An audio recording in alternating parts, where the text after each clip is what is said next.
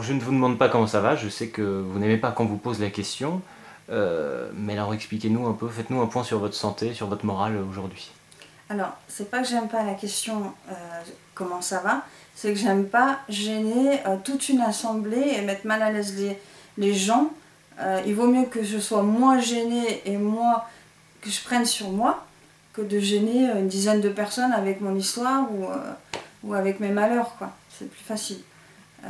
Après, au niveau de la santé, où j'en suis aujourd'hui, c'est que si je me traite pas, si je fais pas de chimio, le cancer il évolue, il se propage partout. J'en ai au foie, au poumon, au cerveau. On m'a déjà enlevé le rein droit, les deux surrénales. Voilà. Donc là, actuellement, les traitements que je fais, c'est essentiellement pour stabiliser et gagner du temps. Gagner du temps de vie pour aussi être avec ma fille, quoi. Mais Alors, c'est un cancer incurable. alors votre fille, vous le dites dans votre livre, c'est votre moteur au quotidien, un vrai bonheur, et c'est vrai que le personnage devient vivant quand on lit votre livre, le personnage central. Est-ce que vous pouvez un peu nous en parler? Comment est-ce qu'elle vous aide au quotidien? Comment Ouais, est-ce que... elle est extraordinaire. Elle vient d'avoir 6 ans, elle s'appelle Mia. Elle me connaît malade depuis qu'elle a 2 ans. Elle m'a connue voilà, toute petite comme ça, sous traitement, avec des nausées, aller faire des allers-retours à l'hôpital, des examens. Je vous cache pas que je suis régulièrement mal, très fatiguée. Et je peine à aller la chercher à l'école, mais j'y vais quand même. Parce que c'est inacceptable pour moi de ne pas y aller, c'est inconcevable. Donc ça m'arrive parfois de revenir de l'école en pleurant. Mais j'ai été la chercher. Voilà, c'est un truc important. Et elle, quand je suis pas bien et que je suis fatiguée ou que je suis nauséeuse, eh ben, elle me met un plaid, elle m'apporte de l'eau, elle sait vider de la vaisselle et tout ranger. Euh, c'est parce que c'est dangereux, parce qu'elle a 6 ans, mais elle saurait se faire à manger toute seule, elle est très responsable. On l'a responsabilisée de bonheur avec ça. Et je lui explique toujours où je vais, ce que je fais, avec des mots simples. Voilà, le scanner, c'est une radio, c'est une photo du corps. Les chimios, c'est des médicaments pour aller mieux.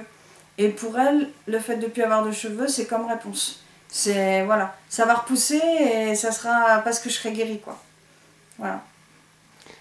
Alors, en lisant le livre, on se rend compte que vous êtes effectivement incroyablement courageuse de vous vivez avec cette maladie que vous savez incurable, vous élevez votre fille.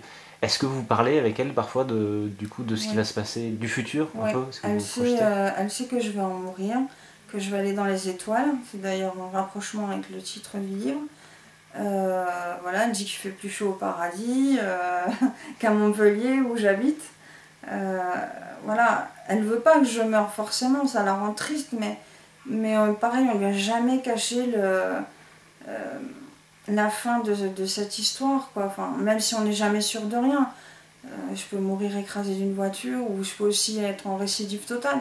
Mais elle sait que j'ai une maladie qui va me faire mourir, ouais. Alors en plus du soutien de votre fille, vous avez beaucoup d'amis IES que vous avez rencontrés Ouais.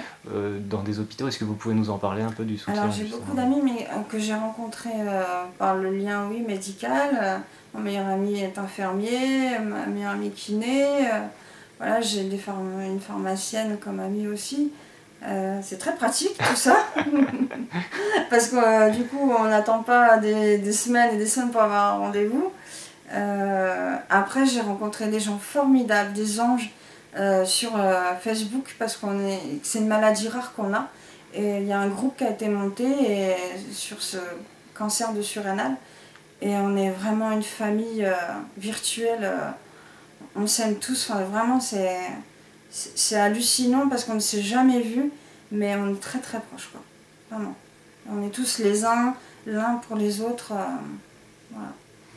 Alors dans le livre aussi, vous dites que effectivement, bon, ce qui est normal que la maladie vous a transformé, mais que Ouais. vous avez trouvé un soutien, c'est vrai, incroyable auprès de ce cercle que vous venez de mentionner. Ouais, mais forcément, c'est des filles, hein. Les garçons sont un petit peu plus. Comment on dit superficielle. Mais on n'a pas beaucoup on n'a qu'un garçon ou deux dans notre groupe. Voilà. Après, c'est vrai que j'ai du mal à accepter mon image physique par rapport à avant parce que je suis vraiment différente. J'ai pas de bol, j'ai pris le cancer sous cortisone et la cortisone, on sait tous que voilà, hein, ça fait gonfler et voilà, maintenant j'ai une grosse bouille. Et alors pourquoi avoir écrit ce livre? Alors, dans un premier temps, c'était un but psychothérapeutique, voilà, économiser des séances de psychologue parce que 50 € la séance. Si vous parlez pas, il vous parle pas, on se regarde, ça dure une demi-heure. Enfin bref, j'arrivais pas à supporter ça en fait, cette relation. Donc, comme j'ai toujours aimé écrire, même quand j'étais au collège, je tenais un journal intime. Quand j'ai accouché de ma fille, j'ai tenu un journal de toute son évolution.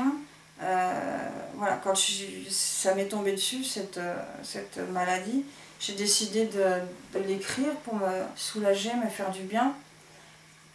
J'avais besoin aussi de me libérer du décès de mes parents, enfin, voilà, de traiter tous les malheurs que j'avais pu avoir avant. Et puis de fil en aiguille, j'ai continué. Voilà, ça me faisait un bien, mais phénoménal. Vraiment, moi, c'est ma thérapie, quoi. C'est un médicament puissant.